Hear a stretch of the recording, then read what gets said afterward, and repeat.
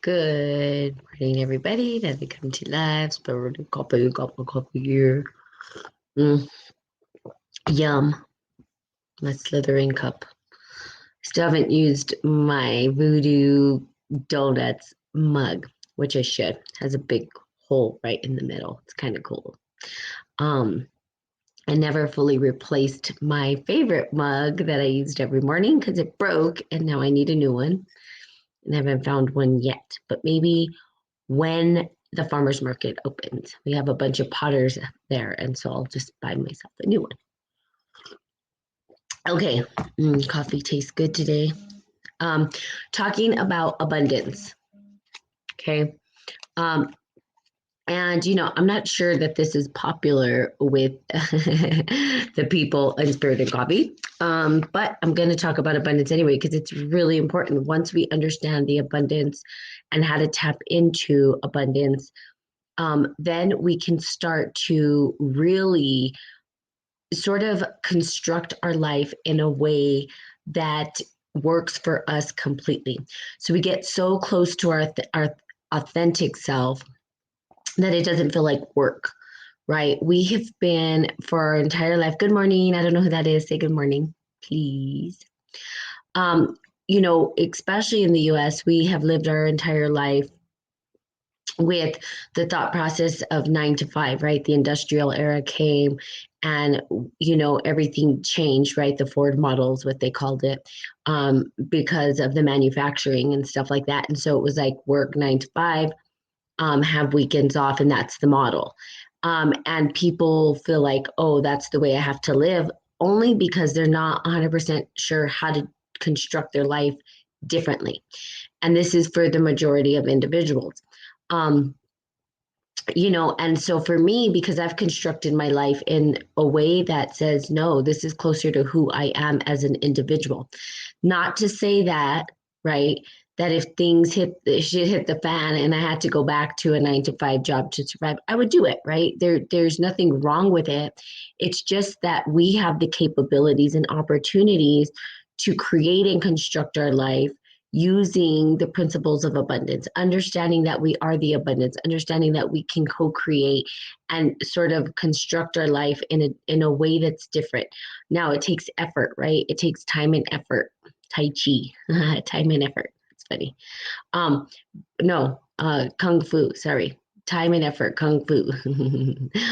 It does. It takes time and effort, and it's not for the faint of heart. It's not easy to construct your life that way, particularly, right? It takes a lot of time, a lot of commitment, and a lot of knowing who you are and on the journey to surrender, open up, and also understand that materialism isn't the abundance. So you've got to let go of stuff as well. So it takes a while, but you can get there. Okay. Remember that money is the consolidation of the loving, living energy of divinity, and that the greater realization and expression of love, the freer will be the inflow of that which is needed to carry forward the work. And I love that. I think that's a beautiful saying, okay? It is a fear of the material conditions that wrecks our material body. It is the fear of this or that that prevents a channel from making for the greater supply. Okay. And the message continues and will continue until it's registered in the consciousness of every soul. The thoughts of lack and limitation must be eradicated from the race mind. Okay. The truth and the law. Your outer world of form and experience is a reflection of your inner world of thoughts and feelings, as above, so below, as within, so without. That is the law. So this is the understanding of the mental, the psyche. One of the hardest things that we have to get through in this, that's the most challenging in this world, is the mind. The mind can play tricks on us. The mind does crazy things to us. The mind it can run away with us, right? The mind can put us in a perpetual state of fantasy, not really accepting the realities of life. And that, fantasy is okay, but it's not okay if it's a detriment to your growth and your potential, right? Good morning, Doreen. So, recognizing that our experiences of our inner world and thoughts. Now, There's a bunch of books that have been written on this, right? About our thoughts and how our thoughts play a role in how we create and manifest abundance. We are our greatest worst enemy, believe it or not. We stop ourselves from truly stepping into our divine self, right? Good morning, Adan. We stop ourselves. We are the ones that get in the way of ourselves. We do. Now, don't get me wrong, there's individuals that will show up, and there's that where there's competition and bureaucracy and politics and all these things that show up, but the reality is only you are stopping you from truly being you.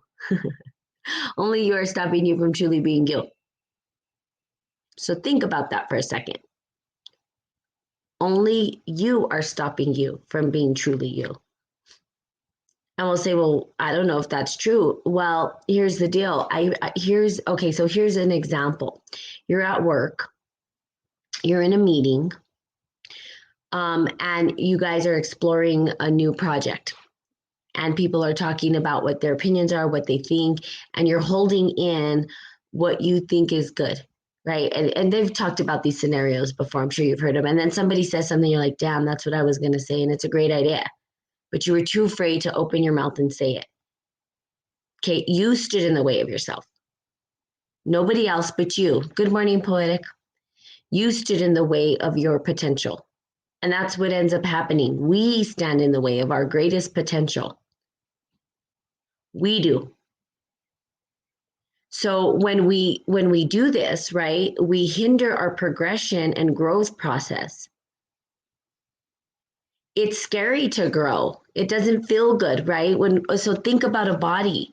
When our body is growing, it doesn't feel good. Sometimes we get growing pangs, right? Sometimes your legs are stretched, especially very tall people like my nephew right now. He's going through puberty. And let me tell you, he has pains and stuff because he's growing, and he's like a weed. He just keeps growing.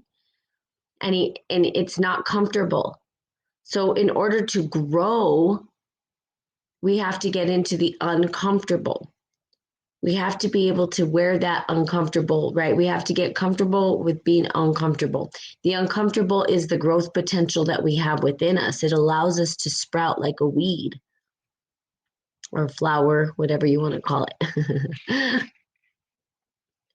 So we get in the way of us. And typically what gets in the way is the brain, the mind. The mind is a tricksy thing. Tricky, tricky, tricky. So the conversation in the internal dialogue starts to create what we see in the external world.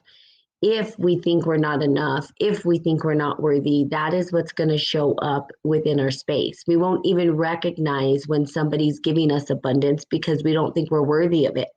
It'll just be a block. There's a movie, Stardust. I don't know if you guys have ever watched that movie, Stardust. This is the movie that comes to mind. And so the story goes where the witch, right? She's the evil witch. She's the one who does the dark magic or whatnot. She's seeking out the star to regain her youth. And I guess if they eat the star, they regain their youth, right? So she's setting out, and she comes across another witch. And she tells the other witch that she won't be able to see the star when she comes. She goes, if you see this, you will not touch her. You will not see her. You won't even know she's there. Well, the one that she puts the spell on, the star ends up crossing her path, and she's talking to her, but she can't see her. She can't even see her. Okay. She can't even see that she's there in front of her.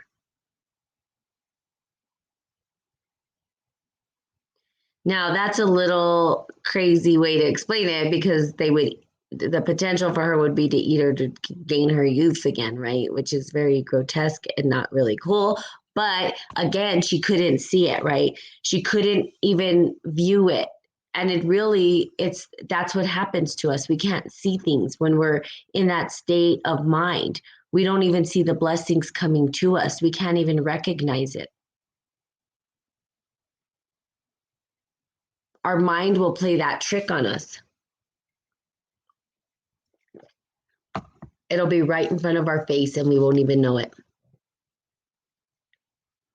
the psyche and the mind are the most important things. If you can understand your own mind and your own consciousness and your own patterns in your own subconscious mind, you can start to then manifest into your life the things that are authentically you. Now, that takes a lot of work.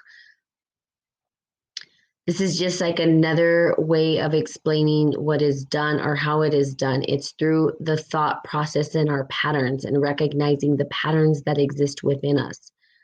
There are patterns and habits, right? Think about the patterns. Like a pattern that shows up that stops us from truly creating is what? Procrastination. That's a big one for some people.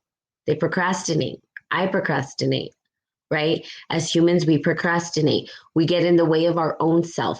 In other words, I've procrastinated a long time to put my website together. It's been a procrastination process for me. There's certain things in my life that I know I'm like, yeah, I got to get to that, but I procrastinate. I put it off. And who's getting in the way of who? I'm getting in the way of me.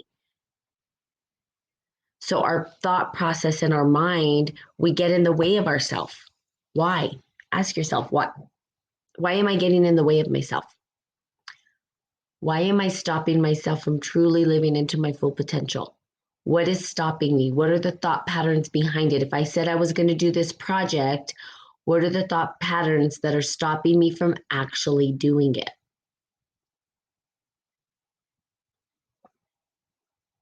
You have the potential and power within you. See, that's the thing.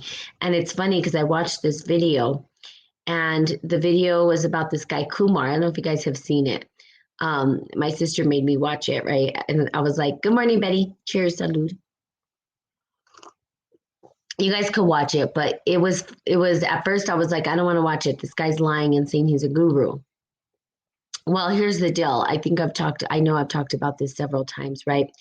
And so he pretends to be this guru. He's just some guy from New York, and he's Indian, so he takes on an Indian accent, right? And he pretends he's a guru from India and whatever. People start to follow him, and he's doing a social experiment to see how many people would follow him, how many people would believe him. And then he called himself the illusion, and that he needed to reveal the illusion in order for people to see the truth.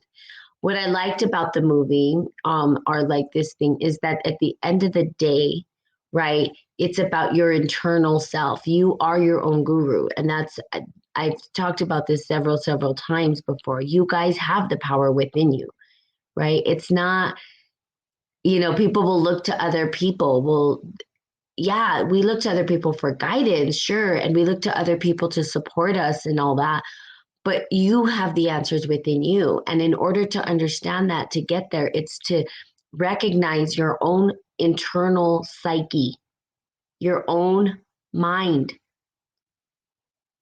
See, science doesn't say this. Science says, oh, try to understand the world outside of you. No. Point the finger back in and understand the world inside you, because everything that's inside of you exists outside of you. If you know thyself, you will come to know the rest of the world. You will understand it. Know yourself first. We're our own worst enemy. Sometimes we don't stop ourselves. That's so true. Gosh, I have some allergies. I apologize. Bless me. So we become our own worst enemies, and then we don't allow ourselves to grow past certain things. And part of it's fear. And sometimes it's fear of success and not failure. Sometimes we're afraid that we're going to actually hit the nail, hit the head on the nail. And then what would happen if we actually succeed? Then what will we have? I always thought, well, what if I succeed? Then what? What would I have? Oh my God, would I just disappear? Okay. The greater your awareness of the presence of God within you, the more the presence fills your consciousness. This is the law. The deeper, good morning, Rick. The deeper your understanding of spirit as the source, substance, and activity of your supply, the more permanently that truth will be enacted in your consciousness. That is the law. So the deeper your understanding of spirit as the source.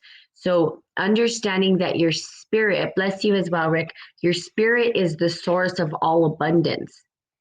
Your soul, your spirit that tap into your divine self, your God self, the God within you. Okay, God exists in everything. Okay, I'm using the word God. You guys can use whatever word you want. Okay, but it exists within you. The very force, if you want to call it the force, the universe, that life spirit, that feeling, that sensation exists within you.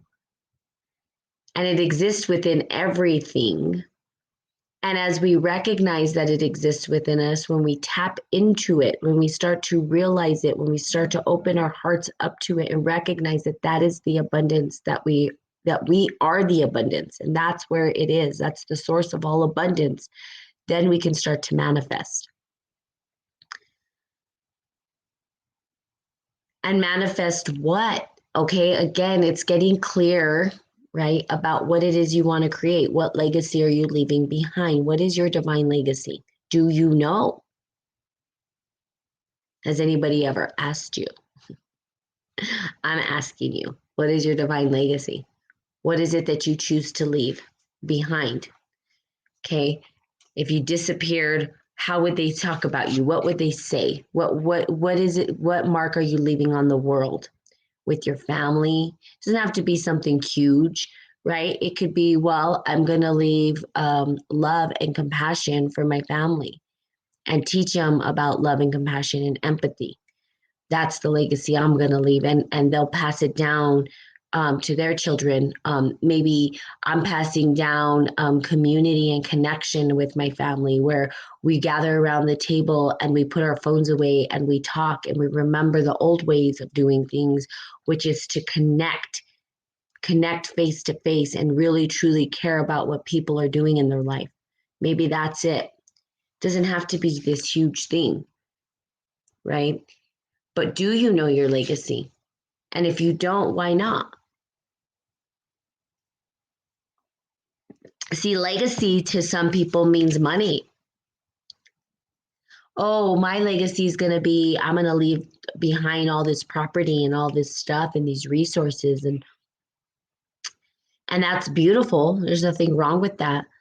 But your legacy is really what are the traditions? What's the culture? What is the practices you're leaving behind? How are you engaging? What wisdom are you going to leave behind? So asking yourself about that legacy. Did I spend time with the people I love? It is your spiritual consciousness, your knowledge of the presence of God within you as a total and complete fulfillment. That that interprets itself as a form of experience in your world. That is the law. Okay. So we got through part 1. Now the 40-day prosperity plan, right? Abundance is a book is defined in all sufficiency of supply, a full measure of infinite good. In the invisible, it is a creative energy of God, also called substance. Now the creative energy of God is you in creation or co-creation with the divine, which is a beautiful thing.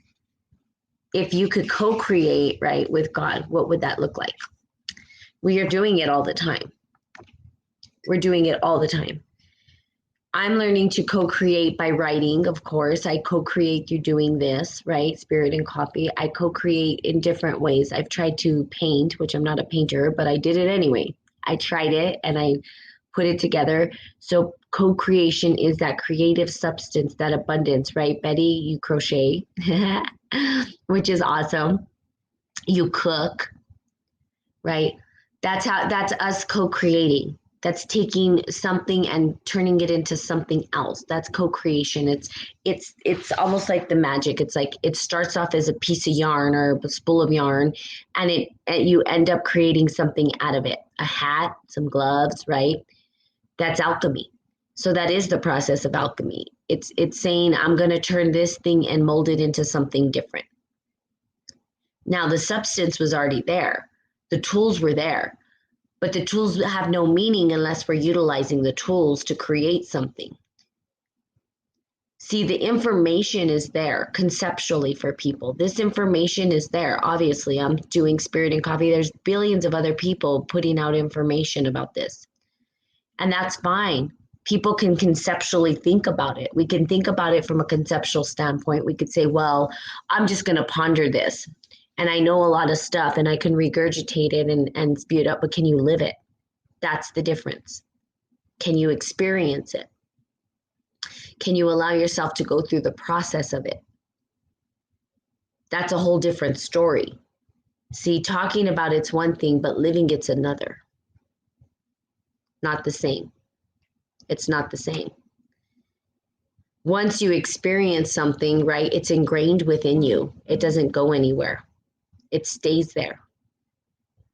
So, for instance, I have, if we talked about my childhood, there's things that I have and understand from, let's say, the streets, right? You know, I was out roaming the streets and doing crazy stuff as a child. And I experienced it. Now, someone could talk about that and talk about how they worked with children who were raised this way, but they themselves don't understand it because they didn't live it. They didn't experience it. Same thing with like India. You can look at pictures, like I had a friend who was watching video stuff looking at India. And she's like, well, I understand. I said, no, you don't. And I wasn't trying to be mean. I'm just saying the experience is different than watching it through a TV. Going through it's a totally different experience. So allowing yourself the experience, right? The conceptual part of it is good, but what about the experience? So you could watch somebody crochet and talk about somebody's skill set, like, oh yeah, they did, single crochet or double crochet or over the loop, whatever, right? Or a picket or whatever it is. I could talk about it, but that doesn't mean that I can apply it. Now pick up the needle and apply the concept to experience and see what happens. Are you able to actually even make a blanket? You could talk about the blanket, but can you make it? Different, right? So again, this is about you applying these principles to your life. It's not just conceptual. It's apply them to your life and find that inner goddess, God within yourself, that connection to the divine source. That's where abundance lives. That's where it comes from. You are the abundance, not the material, but you. See, you can shape the crochet. I'm talking about crochet because it's been a while, but you can shape the crochet into many different things. Let's just say that you crocheted something and you wanted to sell it, but nobody was buying it. Well, then maybe they wanted hats. Oh, well, maybe I should crochet hats. So you learn to crochet hats and you sell those. That's the abundance. But before that, it had, where was the value? The value wasn't in the yarn and the thing that you're crocheting. The value was in the work that you put to it so that you could mold it into something of use. That's what we do. We create things that are useful. Well, then it'll keep us warm, right? In the winter, or maybe it's cute and fashionable, whatever it is. So we are the creators. We bring our skill to create the abundance.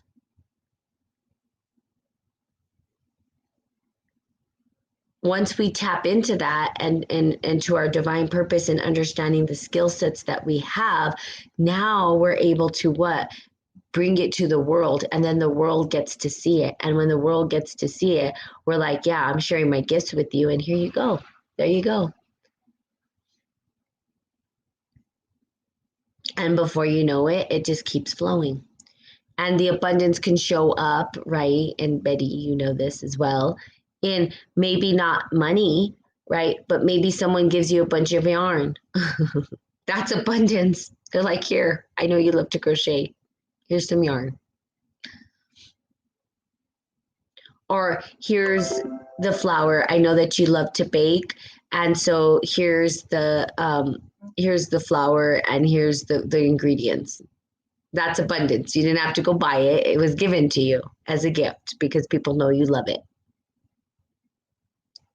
Like people, well, here's some coffee. That's abundance. I'm like, ooh, yay, abundance. Thank you. Okay. So again, tapping into the abundance and manifesting. What is your legacy? What is your legacy? How do you know what your legacy is? And ask yourself those questions. Okay. So there you have it. I love you guys so much. Today's what, Tuesday? I'm going to continue going through the abundance book, even though it doesn't seem like there's an audience for it. I think it's timely. And for those who stay around, I think it's going to be good for those who do it. You're so funny. I was crocheting earlier and now I'm in the kitchen with my flour making tortillas. See, I told you. I felt it. I knew it.